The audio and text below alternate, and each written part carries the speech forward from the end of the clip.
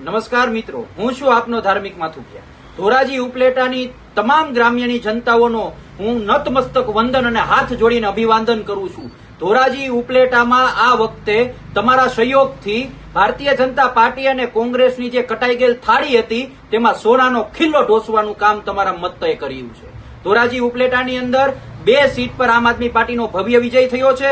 ઘણી બધી સીટો ઉપર આમ આદમી પાર્ટીને ખૂબ સારા મતો મળ્યા છે અને આમ આદમી પાર્ટી આગામી સમયમાં પૂરી તાકાત અને ઉર્જા સાથે લડત આપી શકે તેવી ઉર્જા ધોરાજી ઉપલેટાના તમામ મતદાતાઓએ પૂરી પાડી છે.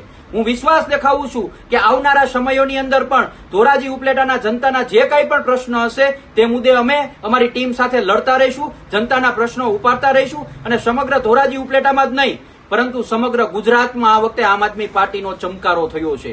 બાજુમાં જામકંડોળાની સીટની અંદર, બાજુમાં જેતપુરની સીટની અંદર જયેશ રાદડિયાના ગઢમાં પણ આમ આદમી પાર્ટી જીતી છે. ગોંડલની અંદર પણ આમ આદમી પાર્ટીનો ખૂબ સારી રીતે વિજય થયો છે. જૂનાગઢની અંદર પણ આમ આદમી પાર્ટી ખૂબ સારી સીટ પર જીતી છે. જ્યારે અર્જુન મોઢવાડિયાના પોતાના ગામમાં પણ આમ આદમી પાર્ટી જીતી છે.